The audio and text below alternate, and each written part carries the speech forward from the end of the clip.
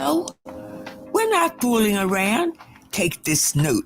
You have the right to vote. Sometimes you want to give up and make a sorry frown. But it's April, and we're not fooling around. We register, we vote, we must. We're standing tall. We realize this is no joke. We're standing with the crowds. We're standing for the vote. We register, we vote, we must. We register, we vote, we must. This is Dr. Lucille Joy. We register, we vote, we must. Celebrating Black excellence worldwide and bringing joy and power to the people. This is WURD 900 AM and 96.1 FM, Philadelphia. Streaming online on wordradio.com and the Word Radio app. The views and opinions expressed by the guests, listeners, and hosts of any program on Word Radio do not necessarily reflect those of the ownership, management, or advertisers of this station. I'm simply saying that life finds a way.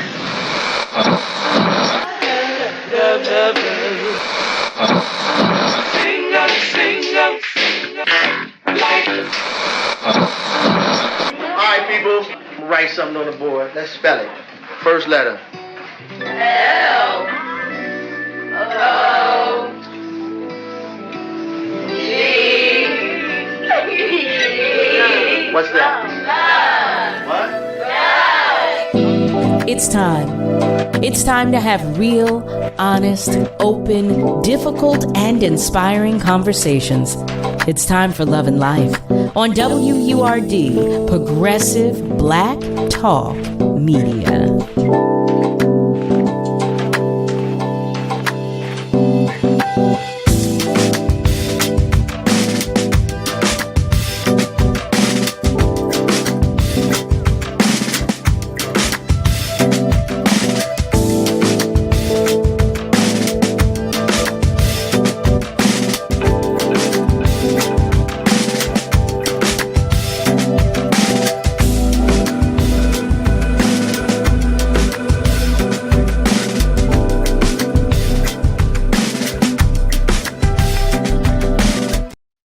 Well, hey there, family. Hello and welcome. Welcome to Love and Life with Carol Riddick right here on WURD, Progressive Black Talk Media, on air and online at wordradio.com. Happy Monday to you. Happy Monday, April 8th, that is. And welcome to the start of a brand new week. How about that? Oof. How's your energy? I'm checking because I was sharing with our guest in this first hour, just before coming on air. I was sharing with her.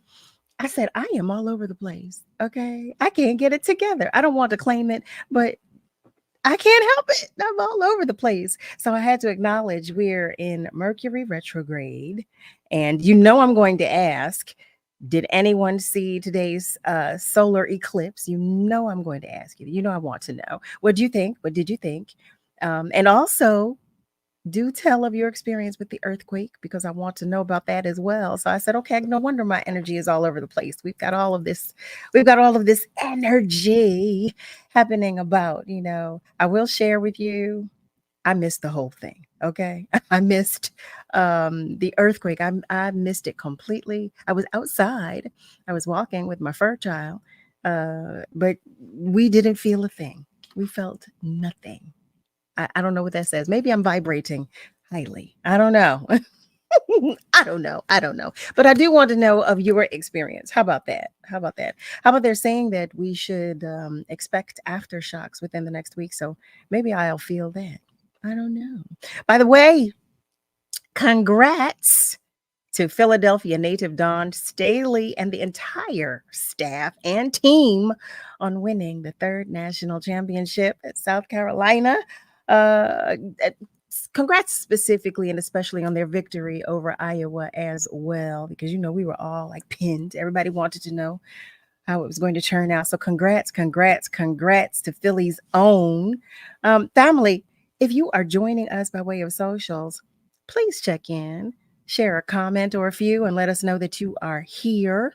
Or you can call us, and you can do that. You can do that by dialing 215-634-8065. You can even call us toll free at 1-866-361-0900. Absolutely right. That's right. While we give you some time to check in, I'm going to share with you today's Black History 365 moment. Today's Black History 365 moment is about Billie Holiday.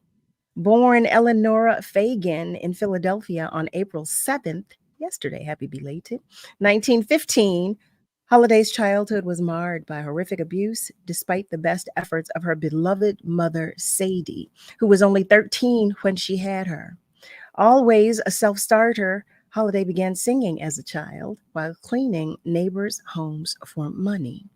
Her career as a singer-songwriter quickly grew as she recorded songs with Teddy Wilson and began a long partnership with Lester Young, who gave her the nickname Lady Day.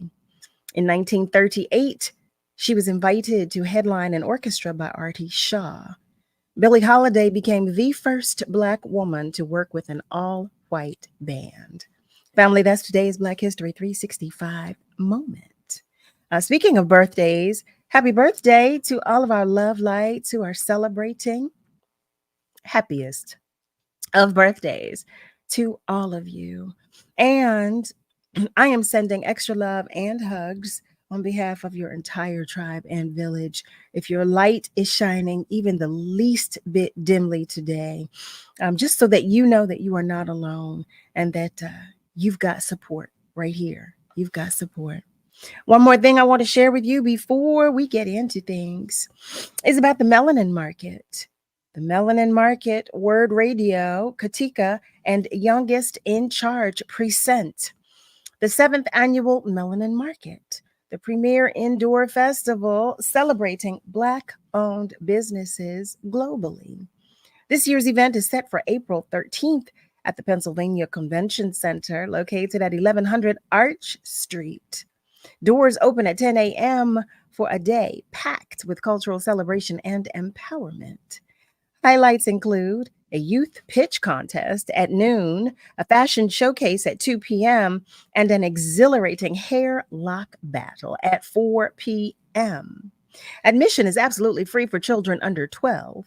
Tickets are $25 at the door, but you can save by purchasing online for just $15.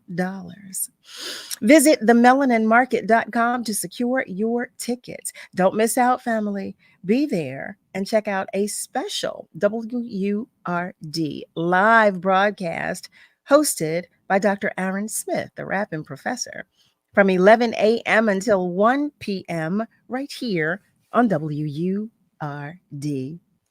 I see you, family. I see that you're checking in. Malcolm White shares that he is checking in and watching and listening from West Mount Airy. That's my message that I love. I love that message. And I say it all the time. Hi, Malcolm. Happy to have you join us. Eric is joining us as well. He shares, hey there, Nick, Nile. How's the Word family today? Where did everybody view the solar eclipse?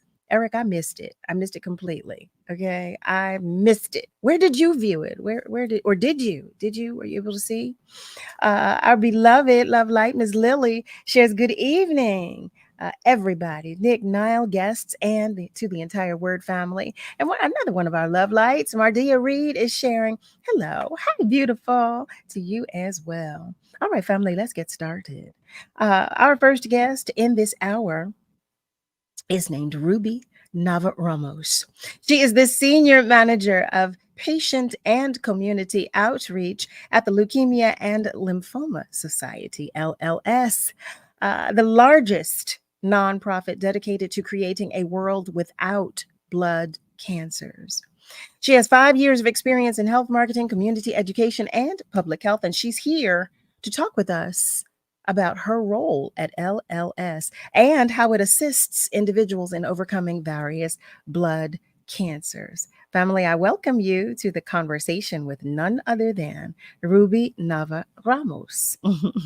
Hi there, Ruby, and welcome. Hi, Carol. Thank you so much for that very, very warm welcome. I'm already on here with a smile on my face. Good, good. That's what we like. That's what we like. The family here is warm. Family is very warm. And we love new family members. So welcome. Thank you so much. And it's always nice, I think, to hear from somebody else what I do, because sometimes I get lost in the everyday tasks of helping patients out here at Leukemia Lymphoma Society.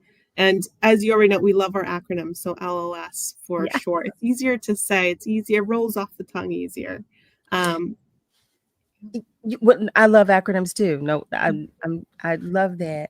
You know what, Ruby, when I get to talking with our guests, the time goes by so quickly, so quickly. And I know we have a lot to cover. So I'm going to ask you one crucial question because I am not really well versed on what both leukemia and lymphoma are. Would you start there with us, please? Yeah, I think that's a great place to start, especially because it's in our name, right? And because it's in our name, the Leukemia and Lymphoma Society, LLS, so leukemia and lymphoma are both types of blood cancer, but they are not the only types of blood cancer, which is, I think, something I always have to make sure patients and the community are always aware. Because when someone's diagnosed with blood cancer, they might not see their diagnosis in our name, written in our name. There's quite a few diagnoses that can fall under blood cancer other than leukemia and lymphoma. So you have myeloma, you have myelodysplastic syndromes, MDS for short, there's another acronym. You have MPNs or myeloproliferated neoplasm. So these are kind of more rare blood cancers, but they all fall under that umbrella. They don't have the same signs or symptoms, treatments, or outcomes. It's quite broad, I will say, Oh, what wow. falls under blood cancer. But regardless of whether they're in the name or not, we will help them out. We are all about those free resources. We're a nonprofit, right? And as you said in your introduction, our mission statement is quite simple, but it's hard work, right? We want to cure leukemia, lymphoma, Hodgkin's disease, myeloma, and most importantly, the thing that really sticks to me, part of our mission statement, improve the quality of life of patients and their families, right? Because it's not just about curing if the treatment has side effects. Right. And making sure everyone gets that equal access. So that's really what I focus in on. That sounds like a lot. A lot. First of all, thank you for the definitions and the explanation because I'm not as well versed and I had no idea there were so many different types of blood cancers. I did not know that. And I think that's one of the big reasons why we exist. When someone's diagnosed with any kind of chronic condition or impactful life-threatening condition, right? Not just blood cancer, you're kind of thrust into this world of kind of medical talk, of insurance navigation, healthcare navigation. It's complex in our country, to say the least, to sum it up very, very slightly. But what we do here is really try to be on the patient side. We are your advocate. We're your sounding board. We can help you navigate this tricky world. And where I always start is, what questions am I supposed to ask my doctor about my condition if I can barely even say the diagnosis itself, right? How Because about that? we get into all these subtypes. So we have booklets, we have information. I'll get into a little bit more as we go along, but we really just want to help. We're your friend, we're your help support system, and we just want to help all the blood cancer patients and their families. I do want to share our family members are continuing to check in, but our love light, Miss Lily shares thanks, Mrs. Nava-Ramos, on the thorough breakdown of blood cancers. Yes, absolutely. Absolutely. Because I really, like I shared, I wasn't as well versed as I thought I was. And You know. I think we're barely touching, we can talk about what blood cancers are for an hour and a half or more. Just because like you pointed out, there's so many major types, and then you have to get into even like the subtypes, because your doctor should be testing you for what kind of individual mutation you have for some of these blood cancers. And so then that umbrella kind of opens up even further. So I always encourage people to reach out to the Leukemia Lymphoma Society. Do not Google, right? Everyone will tell you, do not Google. Don't go down that rabbit hole. But when folks call us or when they view on our website, they can talk to a social worker that is specific to blood cancer. So Okay. they are experts in the social working field. And if you've never interacted with a social worker before, they are the heart and soul of the healthcare system. Oh, wow. Oh my gosh, they connect you so much. If you have a good social worker behind you, I feel like it just makes things go so much easier. So, now that you've shared with us, well, share with me specifically, that there are different types of blood cancers, I'm curious to know, because some of my family members have lupus, and I know some of their strains were difficult to diagnose because the symptoms it presents as so many things. Is it the same with these different types of blood cancers? Are they easily detectable or diagnosable? I'd have to say that, unfortunately, where we are in the science, some of these signs and symptoms can present as other things. So, for example, multiple myeloma. Some of the common signs or symptoms can be fatigue, chronic back pain, among other things. And that is such a vague sign or symptom because so many other things can be it, right? So we really encourage folks to talk to their doctors, to ask for further testing, to have dynamic discussions, especially if the doctor says, we think it's X diagnosis. Ask your doctor, okay, so then why isn't it the other ones? What have you looked into? What are the testings that you would think of next? And we're always striving for more, right? So every year that we come out with new research or new medications, treatments, at the back end of everything is all these clinical trials that are really helping fuel this innovation, this discovery. So I think every day is a step closer to just getting your diagnosis in a much simpler way, getting your treatment to work better. Or I saw someone in the comments put preventative, we're not there yet. Yep, I was We going to hope share to that. be. And I think, backing our researchers, encouraging our kids to follow research, to follow medical school, we're always a little bit step closer. That's what we strive for. We'll share. Ruby was making mention of, I love like Miss Lily's comment. She typed, I'm still puzzled as to why cancer is not a preventative disease. Yeah, I think a lot of us are, but we know that the research is continuing and it's ongoing. For that, I'm grateful. But I've oftentimes wondered and thought about that as well. Eric shares, hi, Mrs. Ramos, Nava-Ramos. Thank you and welcome to the Word platform. Are these types of blood cancers prevalent to certain ethnicities? If so, at what age should individuals inquire about the various types of cancer? Yeah, I can talk a little bit about some of the blood cancers that I talk about when I'm talking about if they are in a specific age group, in a specific ethnicity or population. So I'll point out kind of two examples because, again, as I said, blood cancer is so broad. But when you think of childhood cancer, 40% of those childhood cancers, pediatric cancers, are a blood cancer. Specifically, leukemia is the most common cancer for children under 15 years of age. And then you get into, for example, ethnicities, to your specific question that you're asking. Multiple myeloma is one of the big conversations that we're having, that we're trying to bring awareness to for the Black African American population. For multiple myeloma, Black African Americans carry twice the risk of developing, as well as mortality rate. And they're also typically diagnosed younger. So when you're thinking of blood cancer, it's typically in a little bit older population, 65. When you're seeing multiple myeloma in the Black African American community, you're seeing closer to that 50 marker.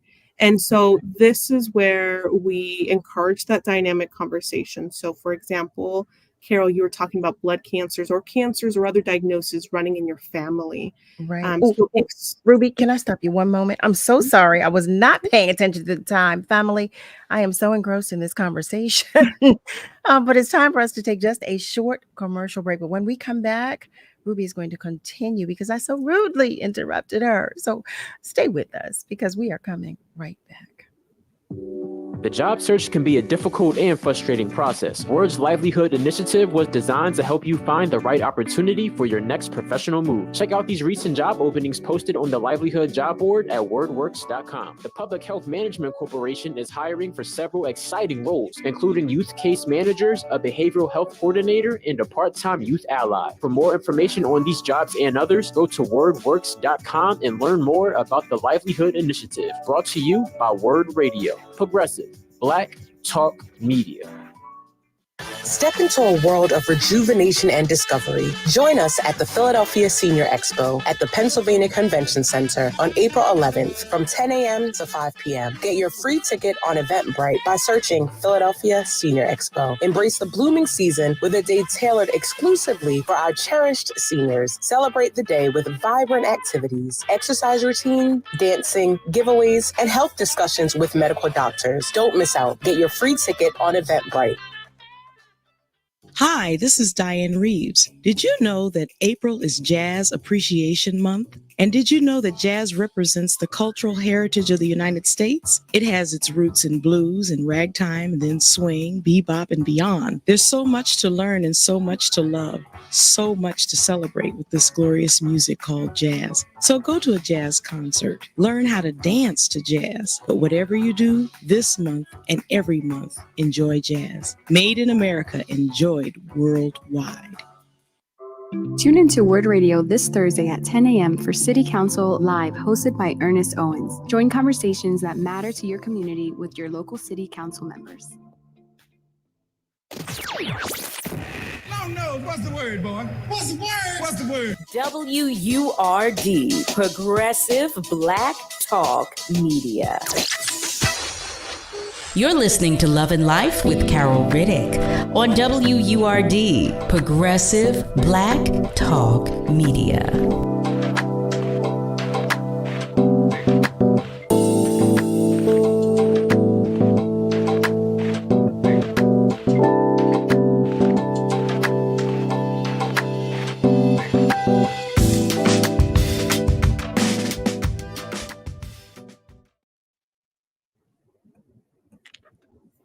Well, hey there, family. Welcome back. You are tuned in to Love and Life with yours truly, Carol Riddick, right here on WURD. We are talking with Ruby Nava-Ramos in this hour, and we are talking about LLS.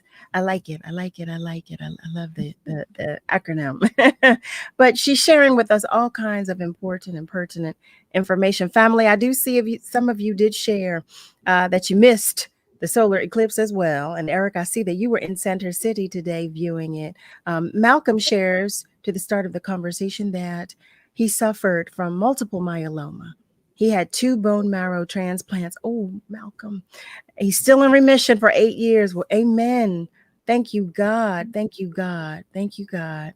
But I did interrupt Ruby just before the commercial break, for which I'm terribly sorry. So, Ruby, if you wouldn't mind continuing to share with us the information that you were beginning to share. We were both very invested in conversing. I feel like we could just chat away for hours. And then during the break, I saw Malcolm. Oh my gosh. First of all, thank you for sharing in the chat, for being willing to share that information, and congratulations on those 8 years, your cancerversaries, and that's thrilling to hear. I was talking before the break about, the dynamic discussion that folks should be having with their healthcare providers, right? Mm-hmm. If their healthcare provider says that, let's say you've been diagnosed with anemia, ask them why they chose that diagnosis. What were the tests that back things up? If cancers or other diagnoses run in your family, maybe you should start keeping a closer eye and ask your provider, hey, what are the things that we should start looking at? What are those timelines, those dates, those markers? And this is a little bit of the resources that I chatted about, Carol, that we have on our website. Or I was talking in the beginning that when folks call us, when they call our 800 number at the LS Information Resource Center, they're actually talking to a social worker that has the blood cancer expertise. So all they do, breathe in, day out, talk about is blood cancer. So they can actually help you navigate some of those conversations. They could send you the booklets. And as a nonprofit, all we do is free resources. So if you are a podcast person, we have a podcast. If you want to read some informational booklets, we have those booklets.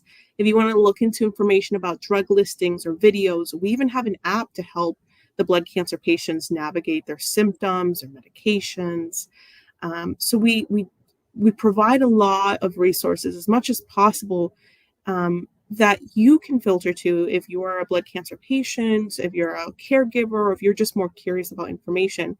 It's all on our website, and you're more than welcome to grab those resources. Wow. First of all, that's awesome. That is, I mean, there's really a lot of thought going into the care of everyone that is interested. Can you tell us, I was reading about the Therapy Acceleration Program. Yeah. Can you share with us first what that is? Share with our family members about it. Yeah, so the Therapy Acceleration Program, or TAP for short, there we go, another acronym, TAP. It falls under our research branch. So LS really does, we like to categorize things. So we do research, we do support, and we do advocacy. So Therapy Acceleration Program, TAP, falls under our research branch. And since our inception, we founded LS in 1949. So since 1949, we've invested about $1.7 billion worth into research. And what that means is that 70% of the blood cancer treatment opportunities brought about by the FDA, we've had like a hand in 70% of those since 2017. And you can actually see who we fund. We're very transparent as an organization. So if you want to see what researchers we're funding, it's all on our website. But back to the question. So TAP, it's been around since 2007. Okay. And so what TAP does with LS, we collaborate with those biotech companies, those big pharma companies, and even the smaller ones to develop those new approaches, right? To fund that discovery, that research. Maybe it's a new technique that scientists have put together. Maybe it's a rare cancer, like rare blood cancers. Emerging patient population, so like a small niche patient population. These are areas of need, and I feel like as an industry, most of the attention is put on the larger medical conditions, the bigger medical conditions that affect a large span of population, right? But that's not going to help out our family, our friend, our spouse that's diagnosed with a rare blood cancer, right? They need the research, they need to have that discovery their way as well. So that's what the Therapy Acceleration Program does. It really focuses and gets funding to those smaller, I'd say techniques, smaller conditions, rare blood cancers, to make sure that they get the chance to innovate and to discover as well. We really want to build that environment where research, education, the resources, they're all a holistic approach. Okay. Right? So TAP isn't the only research grant we have. One of our newest ones, I would say, we have this grant. It's called Equity and Access, right? Because what good is all these discoveries coming out of TAP if they're not reaching the right people, if they're not reaching everyone equally? So we have those grants for discovery, and then the Equity and Access grants is really all about doing research into policy reform. Can we change the healthcare practice? How can we reduce those barriers in care? And that's kind of like a little sum up of what LLS does under the research. We do both at the bench side, and we do it out in the environment as well. My goodness. So it's a good bit. And I think we are growing every year in terms of the mindset of what more can we do to attack cancer in every different aspect, because it takes a community. It takes a healthcare team, right? It's not one person. We're not going to solve it on our own. A patient can't do it on their own. They need a caregiver. They need support systems. Our new research program that I'm going to shout, because I never know who knows someone in medical school, who knows someone that's aspiring to be a doctor. We brought out a new research program. So this is for medical students. And to put it bluntly, we need a more diverse medical system, right? I know my parents feel more comfortable when they could speak to someone in Spanish. I know other patients also will feel more comfortable if they have someone who represents them and who they are, can speak to them. So we have a grant for medical students from an underrepresented minority. If they want to experience blood cancer research and work with those experts, this is for 2nd to 4th year medical students. If you're Black, African American, Hispanic, Native Hawaiian, Native American, you have the opportunity to apply for this grant. So you get paid to take a research year. We pay you $75,000 for living expenses, and up to $5,000 for relocation, because we have partners in these labs across the nation. And we don't want you to say no to an opportunity just because you don't have the funds to move there. Yeah. So this is anyone who has somebody knows of a medical student, please apply to this. It's opening back up in late summer. And we just, we want the field to grow. We want the field to grow with inclusive, diverse healthcare providers. And we're hoping this is one of the ways to do it. I mean, wow. Just simply wow, Ruby. I am speechless at that. One question that popped into my head is, do you have to be at a particular stage in your diagnosis in order to take advantage of the resources of LLS? No, we do everything from pediatric blood cancer, adult blood cancer, whether you're newly diagnosed, whether you're a survivor, an 8-year survivor like Malcolm, or beyond that, or if you are just interested in learning more about what blood cancer is, we have information. We encourage you to reach out. Because like I said, all our resources are here and they're free. And we're able to do this because we have wonderful corporate partners, wonderful donors that are doing this out of their heart. And so the information resources that I mentioned before, I didn't even talk about the financial grants that we have for patients as well. So we can help patients out with medical expenses, like let's say your copay or your premium, we have grants for that. We even have grants for non-medical expenses, like just traveling and parking.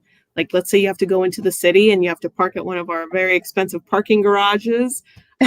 For your appointment, we have grants for that. We even have one of our patient aid grants is even for folks that aren't a citizen of the U.S. They can take advantage of that grant as well. It's a lot. I could go on. Yeah, I could go on. I mean, really, I am overwhelmed. Not only with the information, but you guys have so many resources, so many helpful resources. Like there's so much that you do, of which I was completely unaware, which is amazing. So before we go any further, Ruby, can you share with our family members where they can learn more about LLS? Yeah. So if you're comfortable navigating a website, you can go to our website, www.lls.org. There you go on the site, lls.org. If you want to give us a call, Monday through Friday, 9 to 9, you're going to talk to a social worker. We also have Spanish-speaking social workers on the line. If there is an additional language that you want spoken, we do have access to a translation line. And so that number, if you want to give us a call, is 800-955-4572. I apologize, I forgot to put in that extra 2, 800-955-4572. Yep. And even on our website, we have a live chat as well, in case just navigating through all the resources we have on our website is a little bit too difficult. You can live chat with one of the social workers as well to get information about all of this that we've chatted about and more. This, I mean, is absolutely Amazing. Our beloved Lily shares, we are receiving a plethora of valuable cancer care resources. Thank you so much. And Eric shares, Ruby, you are an angel. To delegate funds and grants in such a specific, diverse way is absolutely incredible. Keep on keeping on. Wow.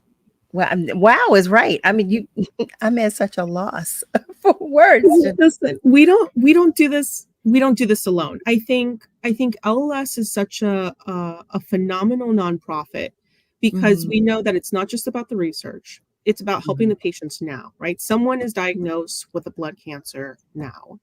And we can't do this alone. I have volunteers that help me out. One of our programs, it's a peer-to-peer support program. It's called Patty Robinson Kaufman First Connection Program.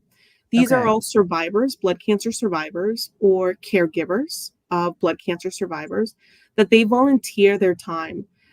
So you can request to be matched with one of these volunteers. And we match you based on your age, your gender, your diagnosis, even your treatment. We could get pretty specific. So you can have a conversation or two with one of these volunteer survivors, because I think it's important to have that connection. You know, it's different than talking to your doctor. It's different than talking to your family member who may have never been diagnosed with a blood cancer. So getting to talk to someone who's really been there and ask them how they're doing, how they coped, or maybe you're a caregiver, a spouse taking care of your significant other that is diagnosed with blood cancer. I'm sure it'd be helpful for you to talk to another caregiver who went through that same process. You know, how did you deal with appetites or nausea, or tips and tricks, or just simply just having a moment to talk to someone else who gets you.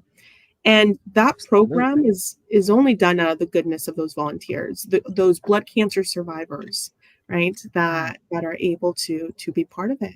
We have over 800 folks on this list that are always willing to be matched to someone who's been diagnosed with blood cancer.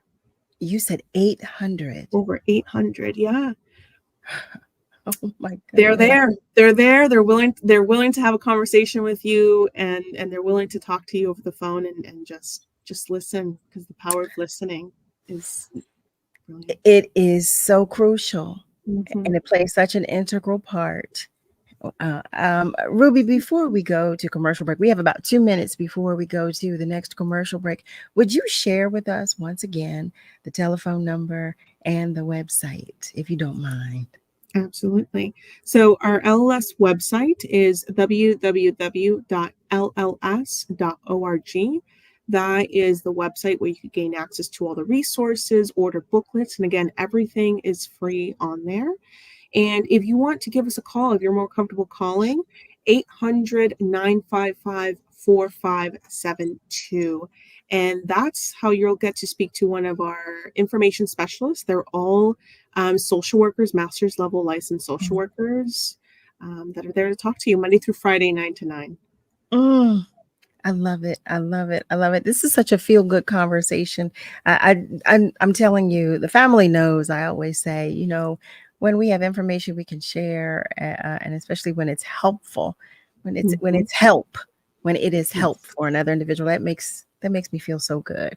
Family, hi there. I'm talking with you, especially if you have just joined us.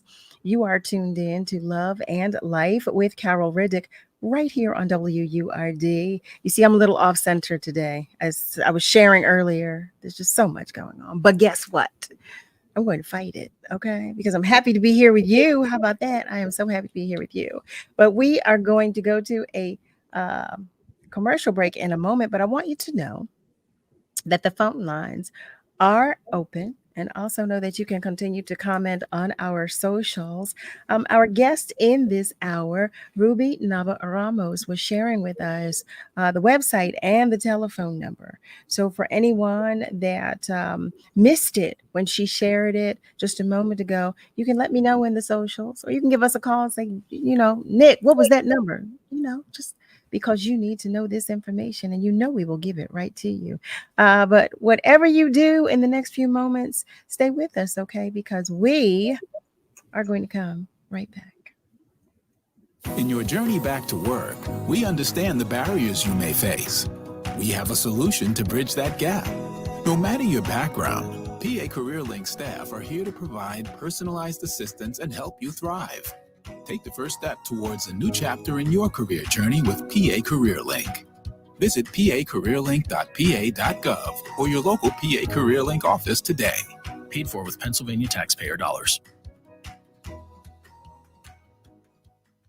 Every day, thousands of Comcast engineers and technologists like Oluseyi put people at the heart of everything they create. Some of my favorite moments throughout my life are watching sports with my dad. Now I work at Comcast as part of the team that created our AI highlight technology, which uses AI to detect the major plays in a sports game. And now, millions of sports fans will never miss a moment.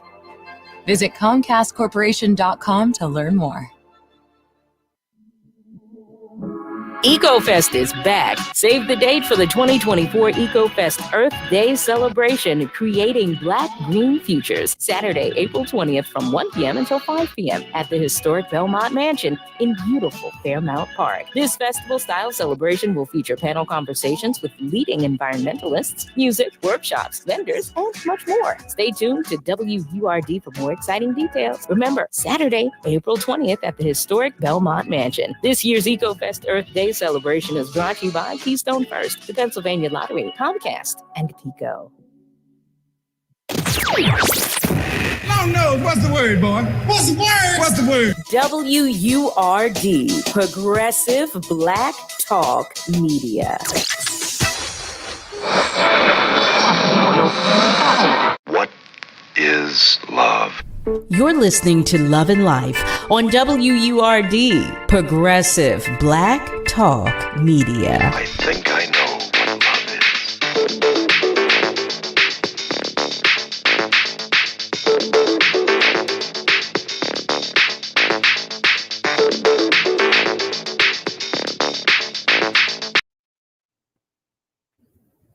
Well, welcome back, family. You are tuned in to Love and Life with Carol Riddick right here on WURD. We are talking with our new love light, Ruby Nava-Ramos, about LLS. And she's been sharing so much information with us, so much pertinent and good information with us. Before we go further, we're going to go to the phone lines because one of our family members is waiting to join the conversation. Hello there, and thank you for calling.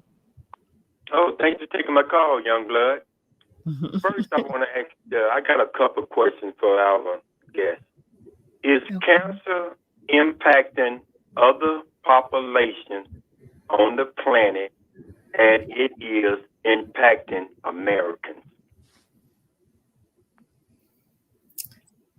That's, I'd say, a very good question. There is a counterpart of ours. It's called Blood Cancer UK. So Blood Cancer UK, just like their name says, they are a nonprofit that helps out blood cancer patients within Europe, UK, to be exact, United Kingdom. So I'm not familiar with all the specific stats on cancers around the world, but the fact that that exists in another country just shows me how wide the impact is of cancer across the population, across the world, and how it pertains to different specific populations, let's say in Europe and Asia and South America. I don't have those numbers, especially because, like I said, blood cancer has so many different umbrellas. But I would encourage you, Blood Cancer UK is a great organization, and they have also very good resources and statistics on their website. And I know after this conversation, I'm going to go in and check out their websites that could be a little bit more familiar with those statistics and data. So what you're saying is there's no research on where is this cancer coming from? So where this cancer is coming from. So blood cancer specifically, we do know that it comes from the lymphoid stem cells or the myeloid stem cells. So there is research as to how this starts in the body. We do have that research, and we can actually pinpoint it down in what part of the cell growing process in the body it starts. So depending on which cell that cancer forms, that's where you get the different cancer names from. So we definitely understand that where it starts in the body, and we also understand some of the risk factors. The older you get, that's why a lot of older populations have cancers. The more, I'd say, the redundancy that sometimes your body has, it's not the same as when it was in your youth years. And there's other risk factors as well. We do know that first responders, like firefighters, have an increased risk for cancer, specifically blood cancer, because of all the fires that they're exposed to and the things burning and melting down. Those release chemicals. So we do have research ongoing. And I think our website is a good place to start, as well as other organizations like the American Cancer Society has great research and information on there. Well, thank you. Are you familiar with the Tuskegee medical experiments on Negroes? Yes. Unfortunately, we understand that the research, not just the research, the medical, the history that the Black African American community has undergone within an entire history of our world is injustice. My question to you, was those medical experiments on the Negroes in Tuskegee, was it about more than sexual transmitted diseases? Well, I don't know that that's a question for Ruby, though, Brother X. Okay, all right. Well, thank you. Thanks for taking the call. No, thank you so much. Thank you for joining the conversation. Family, once again, welcome. You're tuned in to Love and Life with Carol Riddick right here on WURD. We are talking with Ruby Nava-Ramos, and we're talking about LLS. I'm curious because I was reading something else as well. Would you share with us about the Dare to Dream project? Yeah. So I think a little bit context about our Dare to Dream project, which is the name that we're giving our children's initiative. So of pediatric cancers, blood cancers are about 40% out of those cancers that kids get. And leukemia is the most common for kids under 15. So 80% of those pediatric cancer survivors, they develop chronic health issues because the treatment options that they get are toxic. They're toxic to their body. They're kids receiving adult medications, right? And I think that's something that we have to think about for a second. As someone who has to decide for their child, right? We need to give them this treatment to save their life. But at the same time, knowing that saving their life right now might lead to chronic conditions like chronic heart issues or other developmental issues in their life, right? And only 5% of the cancer drugs have been approved for first-time use in children. So most of the drugs coming out into the market are adult first, and then they give them to kids, right? And so we want to change this mindset, especially because blood cancer is that's how common it is for kids. We know that kids are different. We want their blood cancer treatments to also be different. They should be as unique as the kids are, right?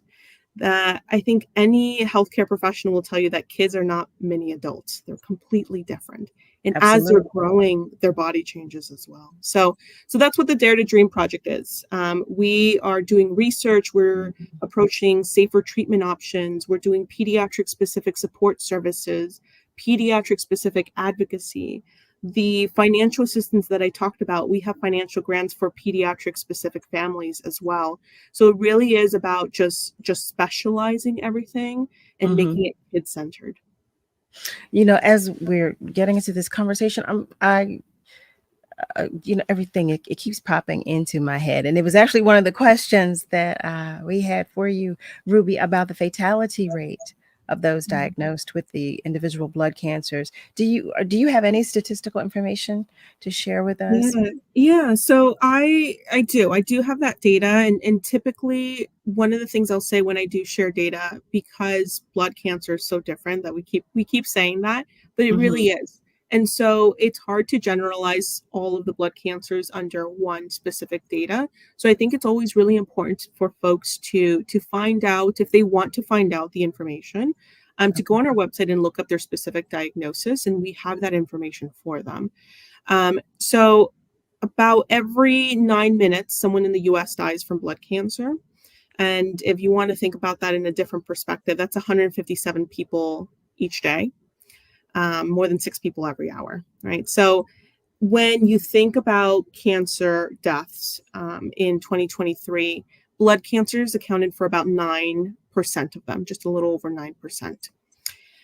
But there's hope. There's always hope. We've come so far from where we started. And I always like sharing this report. You know, we started back in 1949.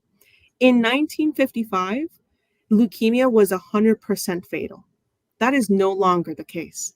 Oh, wow. This just shows how much we have grown and how far we are coming each and every day. And today I'll say that leukemia, for the 5-year survival rate for leukemia is higher than 70% when you're looking at the broad spectrum of things. Okay. And we have over 1.6 million people living with or in remission with blood cancer. Some blood cancers are chronic. So that's why it's important to say living with, because these chronic blood cancers aren't curable. They are recurring through a patient's life. So this is why it's important to think about that. And each and every day we come a little bit closer, I'd say, to that cure. Wow. Thank you for that. Thank you. You know, something you just said a moment ago, it's really shocking to me. When you were talking about the pediatric, the medication for the children. And as I think about it, though, as I think more about it, it's probably more challenging to get a medication specific to children because they grow so quickly and their bodies change so quickly because they're still in the growth process. But so there was initial shock, like, wait a minute, what do you mean? What do you mean? But then, of course, as I thought more about it, family, so, you know, sometimes that happens. As I thought more about it, I was thinking, well, I guess that does make sense that there aren't more medications that are specific, like pediatric medications, because they grow so quickly. And I think it should be, because, you know, we shouldn't have our kids dealing with the I'd say the results of us not putting them first, right? And so when you have to have a conversation with your healthcare provider about your child, about fertility, right? And your child is a kid, but you have to have this conversation because of the ramifications of these treatments. That's how toxic they are. These are real conversations that are happening for our blood cancer family members, and we want to start paving that way to eliminating these conversations, right? It should be as easy as taking, you know, their daily vitamin, their little dino vitamin. That's the goal. The goal is that, you know, blood cancer is not going to be this very intimidating diagnosis. I'm hoping we get there. I'm hoping we get there tomorrow. I mean, that would be a miracle, but, you know, I'm always gonna think positive. But there's a lot of things that we're doing to start that process under the Dare to Dream project. So one of my favorite tools that's come out, we brought a children's book, a trilogy. It follows a character, Olivia, as she's diagnosed with a blood cancer. And so the child and the parent get to read about Olivia being diagnosed, going to the hospital, and then returning home. And so I think bringing these tools around can be helpful for the parent, can be helpful for the kid to understand what's happening to them. We've even moved forward with Olivia now has a nutrition book. So you see Olivia eating healthy foods, Olivia washing her hands, Olivia taking rest and sleeping when she feels tired, because that's important for her. So these are like little tools that we're coming out. We've set a goal for ourselves to raise $175 million for this project. So we're full steam ahead on this, on putting this together. That is awesome. Ruby, I just want to say thank you. Thank you so much for coming to visit with us, for sharing your time, your energy, your attention, your spirit, and all of this awesome information with us. Thank you very much. Absolutely. Absolutely. And like I say, I hope, you know, this is information that empowers the community. In case a family member is diagnosed with blood cancer, you know that this is one of the tools that you can go and turn to. And we have in-person education programs as well. I'm a people person. So I would say we have one upcoming in Philly at the Museum of American Revolution on April 20th. And I encourage anyone diagnosed with a blood cancer or family or caregivers to come out. It's a free education program. We'll give you a little bit of light breakfast and lunch as well. We'll pay for your parking. It's on April 20th If you'd like to come by, I believe you've got that link as well, Carol, that I might have shared with you earlier. Yes, yes, absolutely. You know what? So that's what I'm going to do. Family, as we go to commercial break, when we come back at the top of the hour, I'm going to share the website once again, the telephone number once again, and the information for the upcoming blood cancer education program that will take place in Philly. Ruby did leave that link with us. As we go into the next hour, Ruby, we bid you adieu, but we are so grateful to have had you visit with us, and we hope you'll come again soon. At any time you call, I'm there. Ooh, thank you, Ruby. Family, we're going to commercial break, but guess what? Stay with us because we are coming right back. It's the WURD Hot 60. Hot 60. Here's the hottest 60 seconds you missed this week on The Source. Council member Kendra Brooks serves as an at-large minority leader in the Philadelphia City Council. Where did the whole idea of the Working Families Party come from, and how did you get involved in it? Kind of fell into it. A lot of my organizing organizations that I was a part of here in Philadelphia are also connected to the movement around Working Families Party that was in New York and the Acorn movement around organizing. So they actually approached me. They said they were looking for someone to run for public office that was authentically who they are. And I was like, that's me, but I'm having no interest in politics. I'm happy with community organizing, traveling around the country, teaching restorative justice, and making sure families like mine, or families not so like mine, have the same opportunities that, other folks have. And that's the hottest 60 seconds this week on The Source on WURD, Progressive Black Talk Media. The Pennsylvania Lottery's $160 million cash blowout scratch-off will have you ready to step up your A game. A little birdie told me you could have a chance to win top prizes of $3 million. Pick up the Pennsylvania Lottery's $160 million cash blowout scratch-off for the ultimate hole-in-one. Players must be 18 or older. Please play responsibly. Problem gambling? Helpline 1-800-GAMBLER. Family Therapy Vignette Moments with Dr. Lucille Ijoy. It's April, We're not fooling around. Take this note. You have the right to vote. Sometimes you want to give up and make a sorry frown. But it's April, and we're not fooling around. We register, we vote, we must. We're standing tall. We realize this is no joke. We're standing with the crowds. We're standing for the vote. We register, we vote, we must. We register, we vote, we must. This is Dr. Lucille Ijoy. We register, we vote, we must. Want the latest in word swag? Check out the shop tab on wordradio.com. Hoodies, tees, and more in a variety of colors. It's the shop tab on wordradio.com. You can look good and show the world that you're all about Black Talk Media. This is the story of a very special woman. In a matter of seconds, she turned herself into a great mathematician or an entrepreneur. Her knowledge was limitless and still is. She could also make monsters disappear, especially those that lurked in the shadows under the bed. Once, this woman put back together a teenage girl's broken heart, which had been shattered in 1,000 pieces, just by giving her a bear hug. She masqueraded as a regular person at work, but as a superhero at home. Everyone knows her as Gabriella. I still call her Mom. Your hero needs you now, and AARP is here to help. Find the care guides you need to help, complete with tips and resources at aarp.org/caregiving. A public service announcement brought to you by AARP and the Ad Council. Hey Lisa, I've been seeing those pics you post of you and your family at all those fun events. What gives? Oh, VetTix. What's VetTix? VetTix is an amazing charity that gives free event tickets like concerts, sporting events, and shows to currently serving military vets and their families, and to the immediate families of troops killed in action. We have extra tickets sometimes. Can I donate them? Yes, just go to vettix.org. You can give your extra tickets, and other vets like me can sign up to get them. What a great way to give back. And listen, thank you for your service. We are the home of progressive Black Talk Media. This is WURD 900 AM and 96.1 FM, Philadelphia. Streaming online on wordradio.com and the Word Radio app.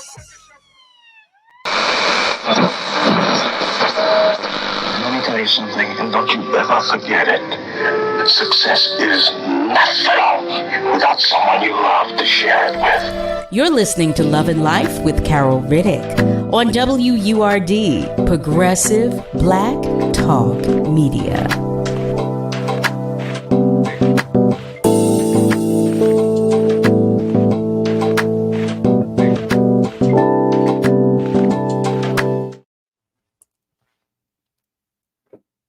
Well, hey there, family. Welcome back. You are tuned in to Love and Life with Carol Riddick right here on WURD. Welcome to the top of the second hour. So for those of you who have just joined us in our first hour, we were talking with Ruby Nava-Ramos. She is the Senior Manager of Patient and Community Outreach at the Leukemia and Lymphoma Society. And I was sharing before the commercial break that she had shared some information with us that I'm going to share with you. For anyone who is interested, the website is www.lls.org.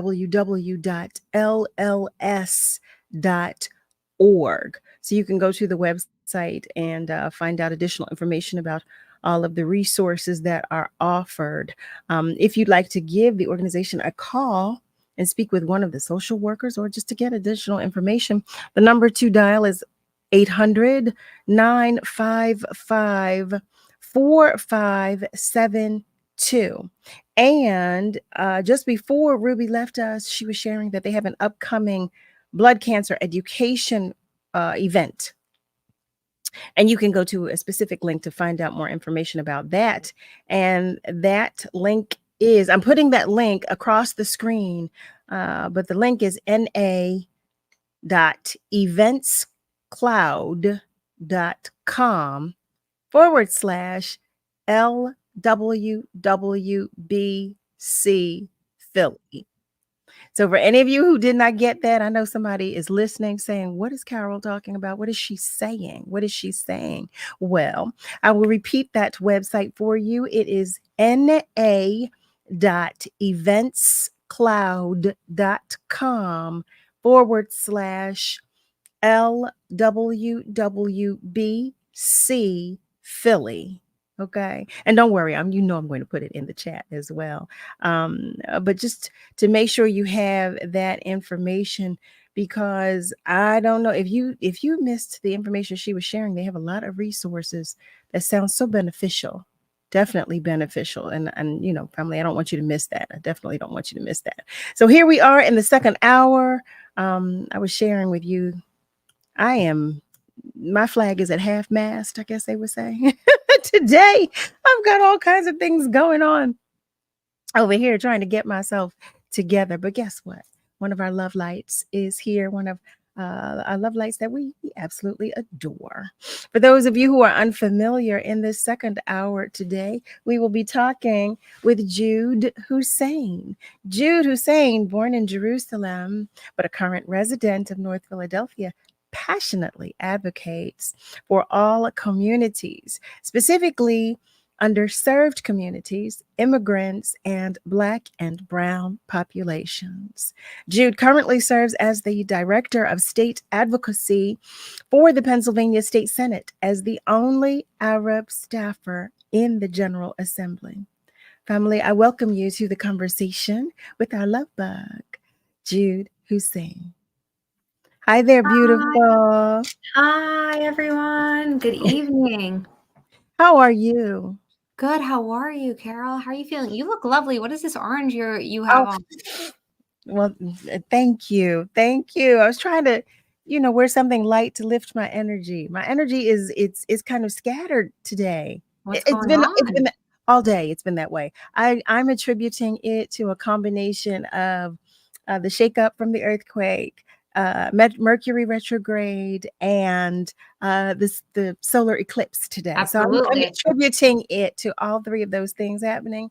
because I could not tell left from right today, all day today. We're going to blame it on the eclipse. That's it. It's over. We just had a day.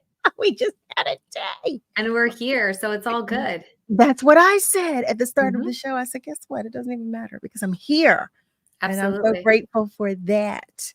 So grateful for that. It's always a pleasure to have you come and visit with us. Thank you for having me, Carol. I appreciate it. And I love talking to all of these neighbors. And so that makes me happy. This is the highlight of my day, y'all, for sure. Oh, we love that. So I know you have so much to share with us today. Whenever you come, you always have some information to share with us, information in which I have an interest. So do tell, what will you share with us today, Jude? So today it's a variety of different things, but first I want to kick it off with saying that April is Arab American Heritage Month. And so happy April to all the wonderful Arabs in everyone's lives. And if you don't know an Arab, now y'all know me. And so it's always fun. So April is that. And so I hope everyone reads an Arab academic, or if you're into entertainment, look into an Arab entertainer. They're all around you, whether you know it or not. And so really wanting to highlight that and amplify that to kick us off. So wait, please do tell one more time. It's what are we celebrating? It's Arab American Heritage Month. And Arab American Heritage Month. Mm-hmm. Thank you for that. Absolutely. So April is Arab American Heritage Month. Biden has recognized it. Governor Shapiro recognizes it. And so this is the month where we celebrate and acknowledge all Arabs that are currently living and those who are not, and their contributions that they have made here and across the globe. And so that's really fun. So if you haven't tried Mediterranean cuisine or cuisine from, Arab culture, I really, really encourage everyone to go out and do so. Oh, I love Mediterranean cuisine. Oh, all right. Well, to you, happy Arab American Heritage Month, Jude. I appreciate you. And then a few things today. So today I wanted to talk about my different capacity of being Deputy Executive Director for Philly Bolt. And BOLT stands for Build Our Lives Together. It is a 501c3 organization that truly empowers and cultivates grassroots leaders in a variety of different ways. But specifically, we have our School for Grassroots Leaders, which is an 8-month accelerator program where community leaders from across the city of Philadelphia go through. Think about it as a leadership development program. So these leaders are absolutely extraordinary in their own right.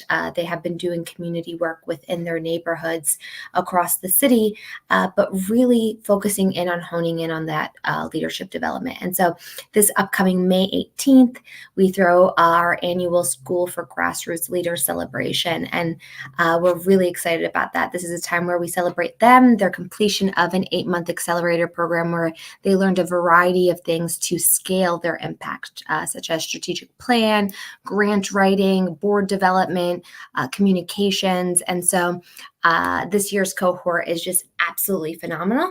And we have a variety of different leaders. Philly Truce, we have the Edia Mazzy Cashier, we have Quadir Scott, As I Plant the Seed, Annette Kennedy, and so many leaders. Oh, wow. No, wait. So is Philly Bolt, is this new? No, Philly Bolt has something I've been a part of with now close to 2 years. It was founded, and the current executive director is Hillary Doe, who is an extraordinary woman that I really am fortunate enough to work with. And she's a Harvard grad, a Stanford grad, and decided to quit a 6-figure job to start Philly Bolt because she just truly believes in the extraordinary people that live in the city of Philadelphia, from north to south to west to all across the board. And so we have our adult program and we have our youth programming, which we're in schools within the Philadelphia public school system, really trying to cultivate social change agents. And so we're really excited about that. Yeah, I mean, that's a lot about which to be excited. So now, how did you become involved with Philly Bolt? That's a really great question. So Hillary and I used to work for the city of Philadelphia, and we never really knew each other. And we have a mutual friend. When Hillary started Bolt, she did community organizing workshops in the community, just giving back, trying to share her knowledge. And I attended one of them. And then I signed on to be a contractor for Bolt, and then I kind of never left. And so we were stuck with each other. And I said, and so I just feel super passionate about just really amplifying the voices of these leaders who truly do the work, and putting them in any position that they can to be even more successful than they already are. Oh my goodness. First of all, where do you find the time, Jude? I love it. I got to tell you, these leaders keep me on my toes. And so when you love it, you make it work. Oh, that is so true. Oh, you sound like my grandmother would say, you make time for that which you deem important. Absolutely. Absolutely. And so we would love to have you on May 18th, Carol, for you to meet just phenomenal individuals. I mean, we have Aunt Brown from the ABRO Experience, who Always Be Real Original is what it stands for. And what he does is he has young people from across the city really channel their energies in creative arts with music and dance, and puts on shows, and really tries to use that creative lane to channel these young people. And he does an absolutely extraordinary job at it. So now what will the event entail on May 18th? So we'll have live music, and you'll get to meet all of these fantastic leaders where they'll share their mission and vision with the audience and their impact. So you'll get to know a little bit about their work. Oh, wow. That sounds awesome. Yes, absolutely. And now where will it take place, and from what time? So it will take place, before I mess up, the Center for Design Philadelphia, and it's from 1 to 4 p.m. Okay. Oh, yeah. Oh, nice. Oh, yeah. The Philadelphia. Yes. Yeah. Oh, that's Have you a been great there? location. I have. I have been there. That's a great location. Our love lights are checking in, Jude, and they're sending love. Our beloved Miss Lily shares. Good to see you again, Sister Jude. And Thaddeus Juan Cradle is checking in and is sending love to the entire Word family. Miss Roslyn says I'm glowing. I think it's the orange. I think the orange has. I love it on you. Well, thank you. Eric shares, hello, Jude. Eric here. Thank you for returning to the Love and Life platform. I always love when you come and share your thoughts and passionate journeys. Me too. Me too. You and Hillary keep mending and building our lives together. I love that. I love that. I see what you did there. And family, for those of you who are unaware, Jude is one of our love lights, and she comes to visit with us frequently, and she shares with us all kinds of good stuff, all kinds of pertinent information. I don't know how I was unaware of Philly Bolt and Hillary. Hillary is amazing. We have to have her come on. Yeah, absolutely. Okay. Yeah. I'll be trying to say something like it's not Carol's show, y'all. Someone check me. Brought her. No, you already know. You should have brought her. Next time I'll bring her. Yes. So we can talk with her, because I mean her journey alone sounds interesting. To have left a 6-figure job to start Philly Bolt, that's amazing. Absolutely. Amazing. Malcolm is sending you love, by the way. I just want you to see that. Malcolm. She was recently nominated a KYW Game Changer. And so she is just absolutely extraordinary. And so super blessed for sure. Wow. Mm-hmm. Which is, I mean, just like I said, just totally amazing. Family, hi there. Just saying hello to each and every one of you, but especially if you have just joined us. If you have, you are tuned in to Love and Life with Carol Riddick right here on WURD. We are talking with none other than Jude Husein, one of our love lights. And as you know, well, you don't know, but Jude comes to visit with us every now and again, and she shares some good stuff with us. And tonight is no different. So she was just sharing with us about Philly Bolt. could you share with us the website, please, so that we may go to visit to find out additional information about the upcoming event? Absolutely. phillybolt.org, y'all, and I can drop it in the chat. Oh, I was getting ready to do the same. I just did it. Oops. There we go. Philly, but you do so as well. That'd be fun. Everybody That's will be perfect. covered. So phillybolt.org. That is Philly, PHILLY, Bolt, BOLT.org. I love it. I love it. I love it. I mean, but it sounds like she's done so much already, so many tremendous things in the short time. So you said it's been 2 years with which that you've been involved. That I have been involved. And so currently I serve as Deputy Executive Director. And so when I started out as Chief of Staff. And so we have scaled our programming, both our adult programming and our youth programming. And so we're hoping to reach more leaders and more young people that we can really activate to be, the social change agents that they already are. They just need that little bit of a push to understand that local ecosystem and really give them that confidence to push them and be these leaders that we know that they already are. And so we're super excited about that. Right now, we have over 150 young people in our academic programming learning about things like city council and learning about how to be a community organizer and what that means. And knowing that you don't need 1 million followers to create change, right? Like you just need the 2 friends, the 3 friends to really build that power base. And so we're really ecstatic about that. How about that? I didn't even see this message. Nick, I'm so sorry. We're going to take a moment to go to our phone lines. One of our family members is checking in. Hey there, James. Thank you for calling. And I'm so sorry. Thank you for your patience. How's it going, ladies? No complaints. Welcome back, Miss Carol, again. Thank you. Also, thank you. Shout out to Bolt. And second of all, I had no idea that there was an Arab month. Shout out to Arabs across the world. I need the Arab money. Yeah, we made it out here. We finally have a month. Y'all, we weren't that trendy not that long ago, but now we're up here. No doubt. Well, facts. Fast forward, ladies. Let's continue to do what we do. Absolutely. Mind all the fiascos that's going on. Y'all got my support. I appreciate you. Love that. Love you all. We love you more, James. Thank you. Thank you so much. Eric has a question that he entered into the chat, and he shares, Jude, have you been in touch with your family and your friends and your associates abroad? How are they persevering with their current situation? I always like to check on Grandma. Oh, absolutely. How is everybody? So Grandma is doing well. Everyone back home is doing okay. We are still seeing senseless violence happening in Gaza. All 2-year-olds under the age of, all 2-year-olds are malnourished in Gaza.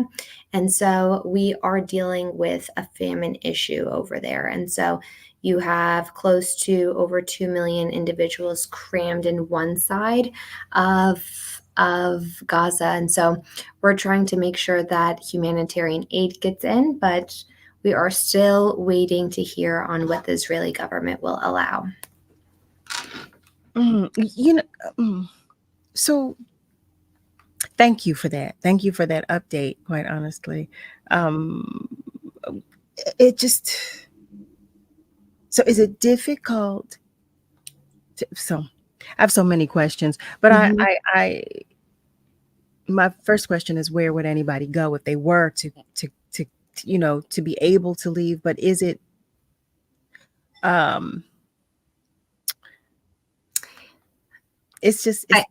it's heart-wrenching for me, because I'm trying to ask my question properly, but at the same time I'm trying to be sensitive of the situation, because I know so little.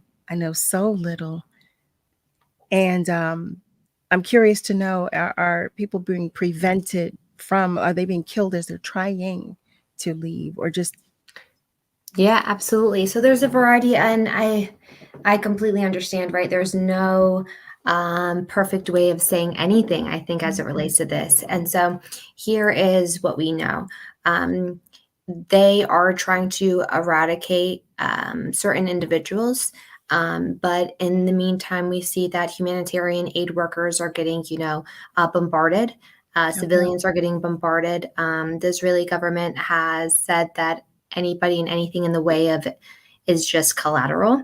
And we see that time and time again. Recently, the Biden administration has urged that the Israeli government needs to stop targeting civilians in a sense of you cannot just keep having mass numbers as collateral. And so right now we're at over 35,000 individuals, Palestinians, innocent lives lost, 70% of whom are women and children. And so if you are trying to flee, you just never know when you're going to be struck, right? And so even so, you have the Egypt border that is not open and not allowing just anyone in or out, right? And nor do people have the funds. It's very expensive. They're still charging people.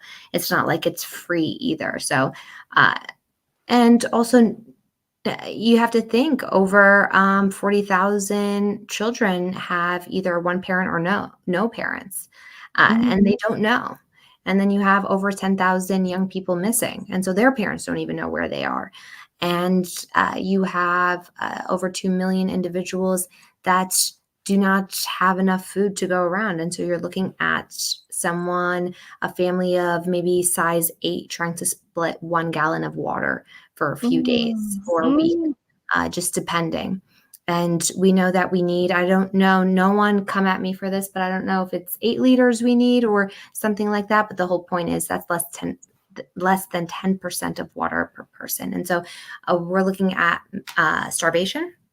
We're looking at even humanitarian aid workers being shot more recently, trying to give out food, and which has caused a massive outrage because it was clearly marked a humanitarian aid car. It was clearly, this is a UN collaboration, and still without any kind of warning, completely targeted. And this happens every single day. And so we know that we lose 2 mothers every hour.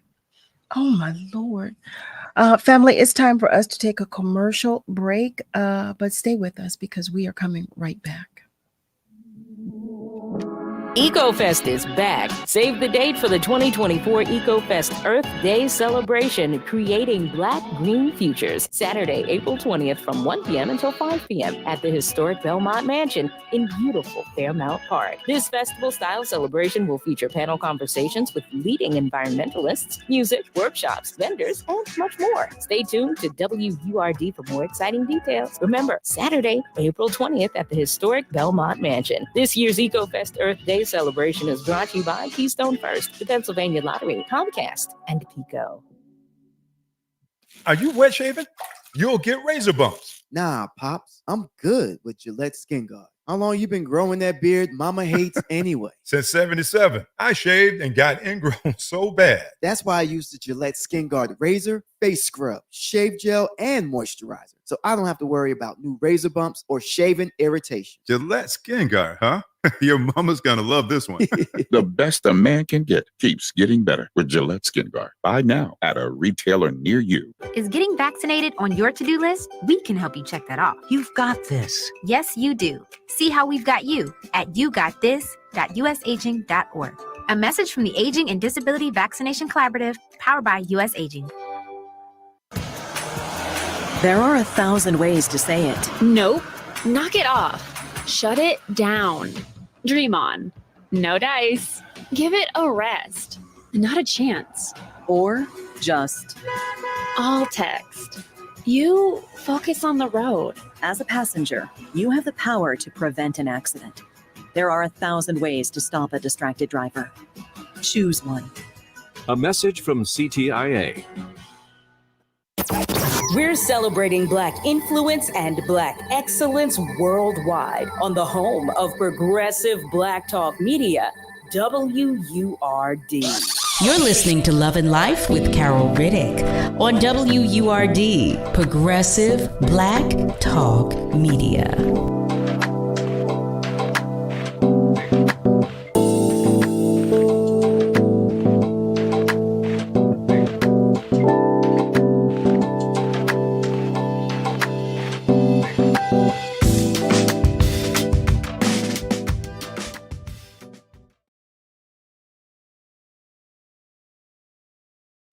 Uh-oh. Well, hey there, family. Welcome back. You are tuned in to Love and Life with yours truly, Carol Riddick, right here on WURD. We are talking with one of our beloveds, Jude Husein, in this hour. And before the commercial break, she was responding to a question that another one of our love lights asked.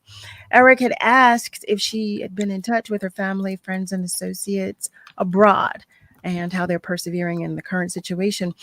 And Jude responded just before the commercial break, but Eric followed, asking if people want to assist, where can funds or donations go specifically so that families can receive clothing, medicines, and food? Yes, absolutely. And so you have a few different organizations. UNWRA does a fantastic job at really dishing out humanitarian assistance for residents. More specifically, 80% of their schools are UNWRA. And then you have the Palestine Relief Fund, which is the Red Crescent. And so if we think about, the Red Cross, there's the Red Crescent in Palestine. Okay. And so they've been on the ground really supporting the residents, even as it relates to the ambulances being struck. They would get on donkeys and try to transport as many individuals as they can.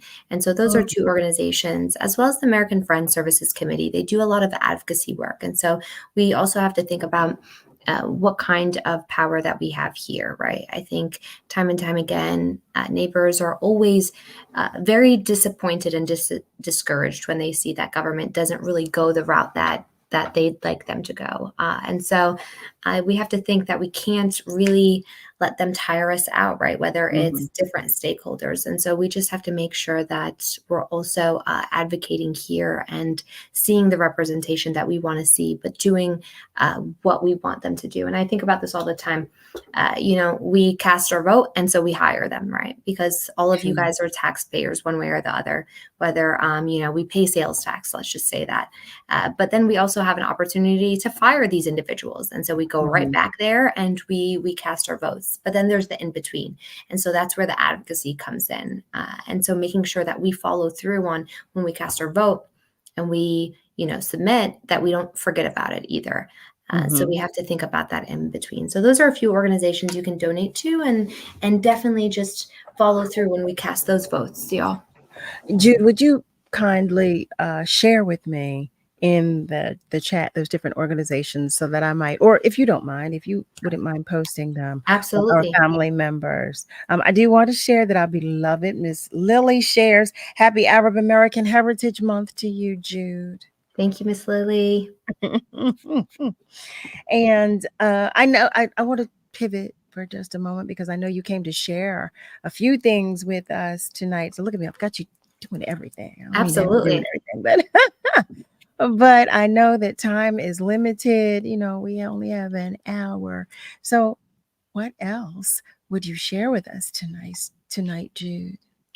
I think there is a variety of different things. More recently, we've seen different policies come about, and it stems from something that I said earlier in terms of we cast our vote and then we kind of forget all about it, and not intentionally, right? Because neighbors, they got to make money. They got to feed their kids. They got to take their kids to school. They got to go to college. They got to do all sorts of things. And so we forget that the in-between matters. And so recently, I brought up Bolt and some of the grassroots leaders that Philly Bolt does support, really trying to insert community leaders in spaces of policy. One of our grassroots leaders at Bolt, Ron Tolles, who is the founder and executive director of Ordinary Heroes, asked me a very interesting question in terms of when the budget is decided both on a state and city level. Okay. Why is there no community representation, the people that are actually doing the work, right?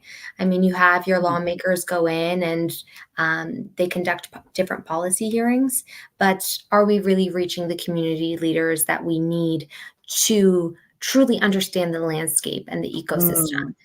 They are experts. And so I tell everyone all the time, especially our young social change agents, you guys are experts. You guys walk the walk. You guys walk your blocks. You guys breathe that air. You guys, ride SEPTA. You understand what happens. You have to really hold on to that and don't let anyone take away your lived experience as for granted. And so really exploring the idea of having community leaders at the decision-making table when these decisions are being made, and making whether it's city council or state government, accessible to community. And what do I mean by that?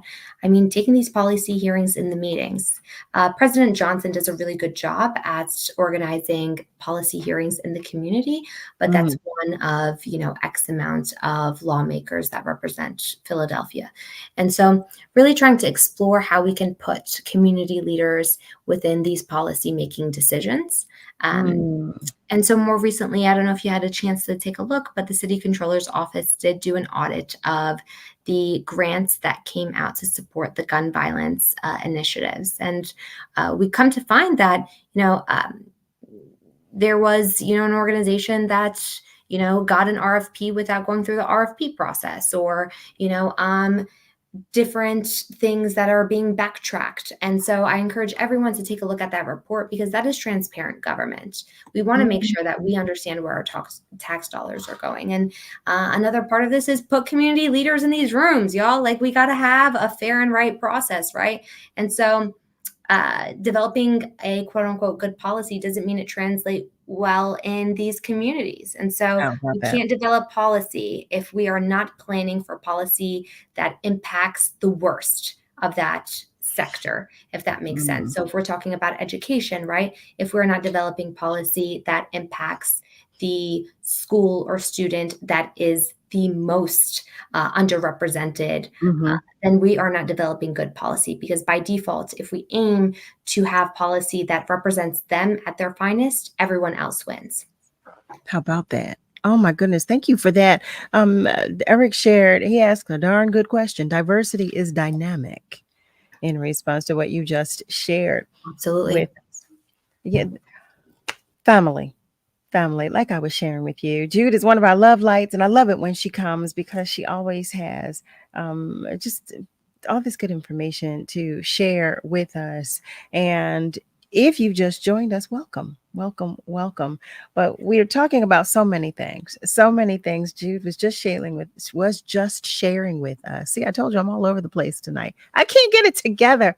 Okay, family, I'm going to ask you for some extra love for me tonight, because I am struggling. I don't know what my energy. Girl's being way too hard on herself. That voice is beautiful. Let's keep it pushing. I can't get it together today. I can't get it together. But you know what? It's just my turn. How about that? Because we all get a turn. It's just my turn. That's it. It's just my turn. But in any event, Jude was just sharing with us about scaling community impact and engagement. And I love that. I love that. But you were absolutely right about bringing these community leaders, into these conversations, into the rooms. But it's always interesting to me, the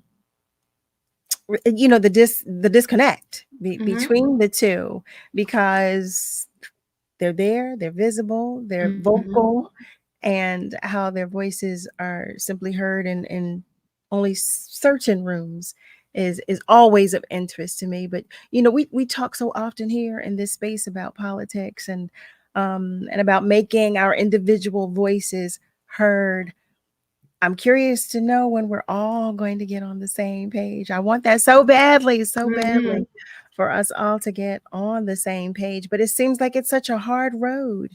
It's such a hard road.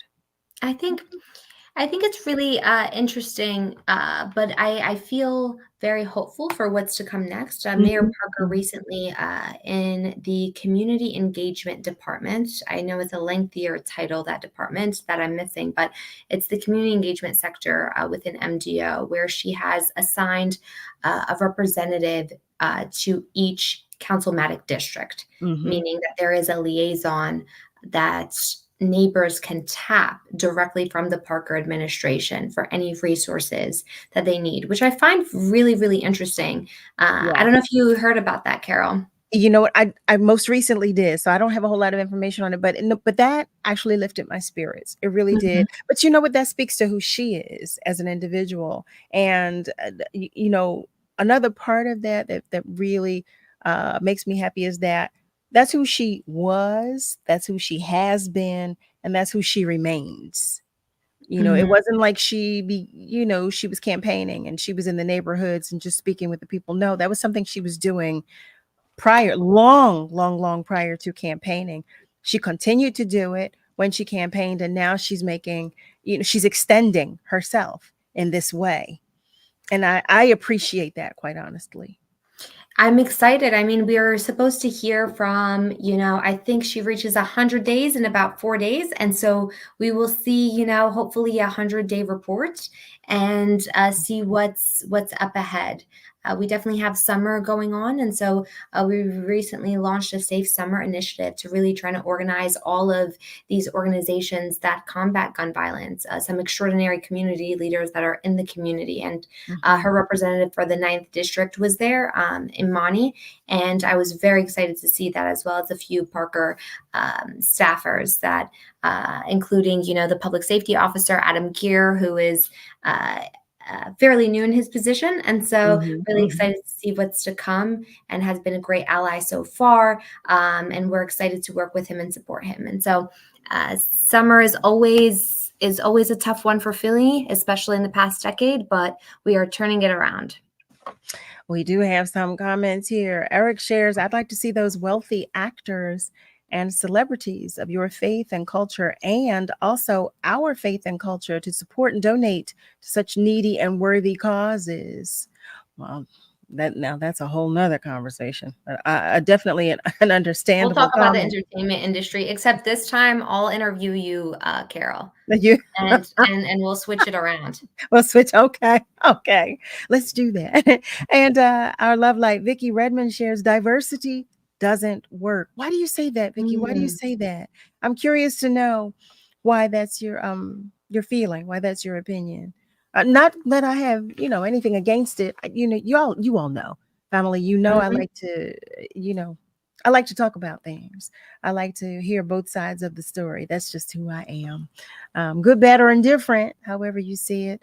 I like to discuss. I like to know about both sides, how you feel about it all. Family, we're talking with our love bug right now in this hour, right here on Love and Life with Carol Riddick, right here on WURD. We are talking about so many things. There's so much going on and so much to share, quite honestly. Jude comes to visit with us every now and again.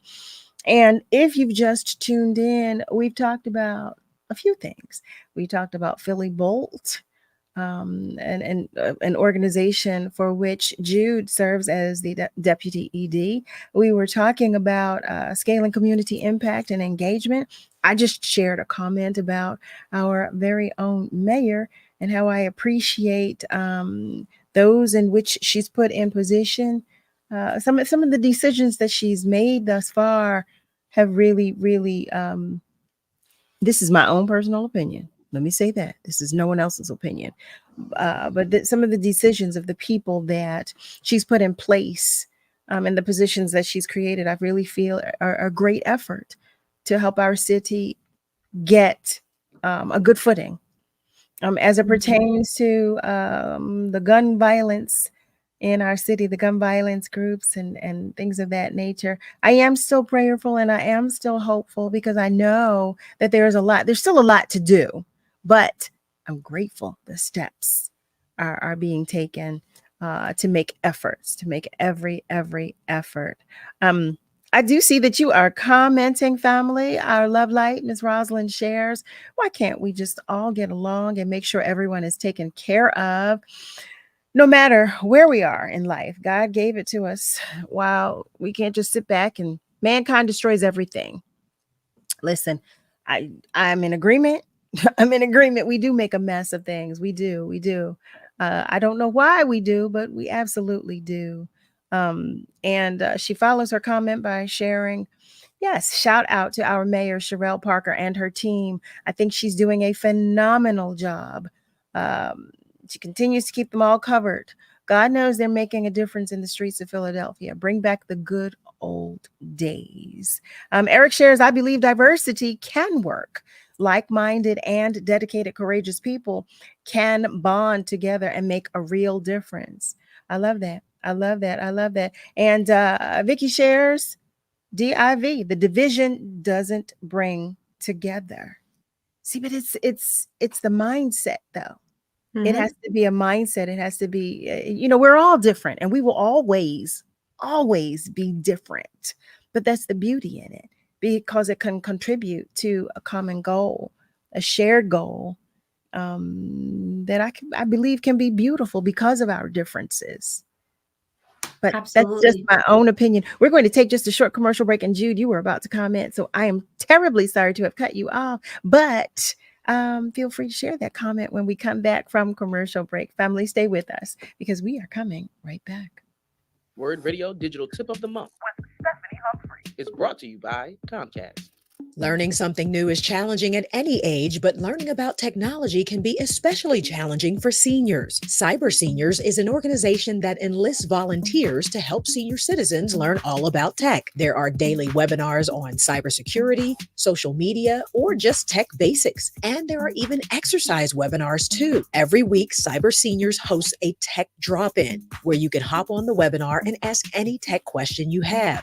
And if you need more help, you can schedule a one-on-one call with a volunteer. There are so many benefits of the internet and technology, like staying connected with family and friends, communicating with your doctors, shopping, and a lot more. And now you don't have to be left out just because you're a little older. Visit www.cyberseniors.org to check out all they have to offer.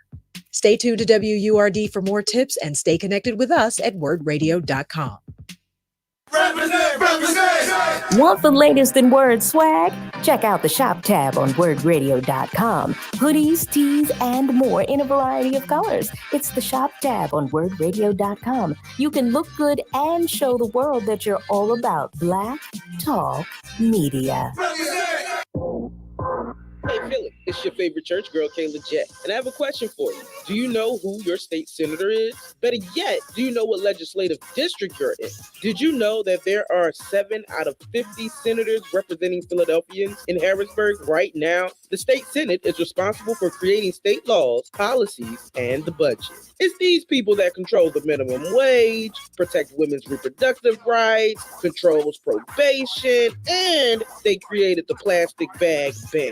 They're elected every 2 years of a 4-year term, and this year they're on the ballot. Currently, Pennsylvania State Senate is made up of 22 Democrats and 28 Republicans. To find more 2024 election information, go to wordradio.com/2024vote. This is your word on democracy. Your vote matters. Our democracy matters. This public service announcement is brought to you by AARP.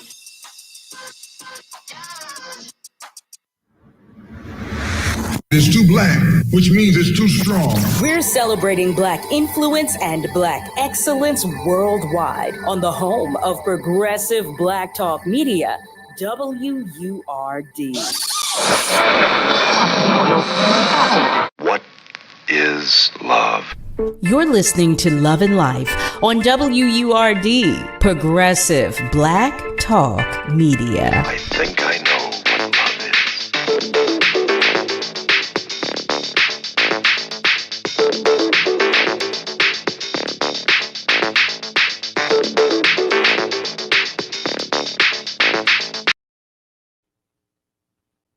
Well, hey there, family. Welcome back. You are tuned in to Love and Life with Carol Riddick right here on WURD.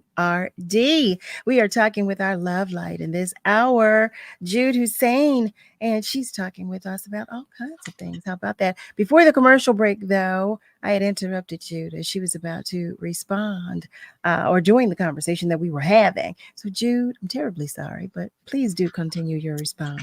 No, I see there was a lot of comments about diversity and what that looks like and that it doesn't work. And Carol, you did mention about it's the mindset, but I also think, what does DEI look like in our own practices, right? And so it's not just about black, white, yellow, purple, brown, whatever the case may be, because we have to think race is a man-made thing, right? And so when we look at DEI, and we really want to make sure that our rooms are colorful, but that also means lived experiences are colorful too. And so you can have a brown person, take me, for example, being in the same room all the time, or being in the room all the time as that, brown person. But my lived experiences don't mirror every single brown person that's out there. And so when we look at DEI, there's good practices and bad practices, and there's good apples and bad apples. And so does it mean, you represent a certain community that you can speak on behalf of all the community? And so we just need to know that the people that we put in these DEI positions and or that are implementing these policies, they can't foresee or forecast everything. And so just being really mindful of what we do there too. But it works, y'all. We need colorful people. We do. Yes. So Jude, we are coming to the close of our episode. We do have some time left. We have a few moments left, but I don't want to ask you at the end, when I'm about to close the show, what you will leave with us tonight. What will you leave us with tonight? That is, there is so many things that I want to leave you all with, but I think specifically as it relates to what we're seeing here in Philadelphia with the transition, and also on the state side, and just 24 as the year, is just truly being advocates right now. This is what we need. Government needs to hear from everyone. Your legislators are in Harrisburg, y'all. We're still at a $7.25 minimum wage, and if they don't hear from you, they will trade that off. And so I need y'all to pick up the phones and visit your lawmakers, because they do work for you. And even if we have to say, we'll get you out of here, that's what we got to do. But more so, I would say invest in community leaders. And so I urge everyone to go to phillybolt.org. We have some extraordinary leaders that we support and that we continue to support. And so whether that's amplifying their messages on social media, but also just trusting in their lived experience, and trusting in all of your guys' lived experience is really good. And join us May 18th, because I would love to meet y'all in person. I'm glad that you said that about minimum wage, because it escapes me. There's so many things that we have on our plates and that we think about, but that is so important with the way times are changing, and with the increase in price of everything, how $7.25 could be minimum wage, and how anyone could be expected to make a live, to maintain and sustain. How about that? It's sad in 2024. So we know that over 350,000 neighbors across the state of Pennsylvania are making less than $9.25. We know tens of thousands of Pennsylvanians are making less than $7.25 due to the tipped wage still being at $2.89. And so these are real life issues. Effective January 1st, 22 states have raised their minimum wage. We are truly in last place in our surrounding states. And so if we look to the north, south, to the west, whatever side y'all want to look at, they are ahead of us. And this is not the last place I'd like to be in. And so we want to get out of being the number one poorest city in terms of we have more people having poverty paying jobs than any other city in this nation. And so we are having our neighbors working to continue to be poor. That is a shame. We should be ashamed of ourselves. We need to make sure that we are putting our neighbors in positions that pay well to have a peace of mind. And so these are some of the real life crises that we face day in and day out. This is the reality for a lot of people, and people that we know, people all around you. How about that? I do want to share some comments that have come in as we are continuing our discussions. Eric shares that Noah's Ark didn't just have goats or birds or cows. The plan was to gather every creature to begin again. Diversity is knowledge. Learn from your neighbor, help your neighbor, love thy neighbor. How about that? I so appreciate that. I really do. I'm going to put that in my pocket, Eric. I so appreciate it. And our love light, Rosalind shares, thanks, Jude. Your hard work and dedication to the people, not just here, but across the world. God created us all. There's only one color, the human color. God bless you and your organizations. Thank you, family, for that. Thank you. I so appreciate your comments. All of them, everybody's comments. Like I said, I really do appreciate that we can respect one another in this space and we can share how we're feeling and what we're thinking, no matter what that is, because I constantly want to encourage us all to make our best effort to adult properly and to communicate effectively. Malcolm shares, thank you so much, Jude. And Joey Dixon shares, peace. I love it. I love it. I love it. Wait, I do see a question.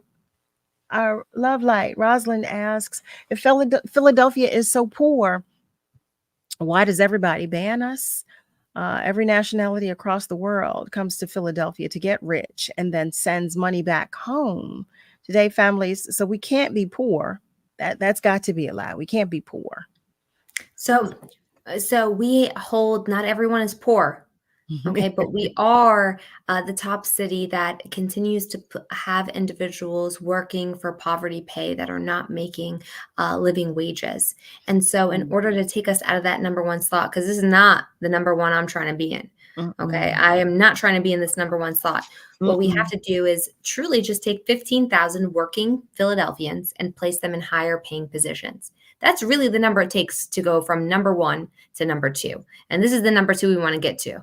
And so just 15,000, everyone wants to say, let's give like 100,000 Philadelphians jobs. No, if we just focus on 15,000 Philadelphians that are already currently working and shift them to a greater paying job, we will take them out of poverty paying jobs. How about that? And there you have it. There you have it. Family, here we are. Jude, thank you. Thank you so much. We so look forward to your return when you will come. Next time I'm bringing Hillary. Next time you should. Yes, absolutely. Thank you once again, and we will see you the next time. Okay. Thank you, Carol. Thank you, Love Light. Have a great night, Jude. You too. Bye, everyone. Family. Just praising God, from whom all blessings flow. I'm going to ask you to pray for someone who does not yet know God. You hear me? Pray for your loved ones, pray for your enemies, and also just for those in need. I thank you as you do continue to support Love and Life. It means so much to me. It really does. Thank you to our guests for sharing their time, their energy, their attention, their spirit, their space, their knowledge. And thank you to you for doing the same.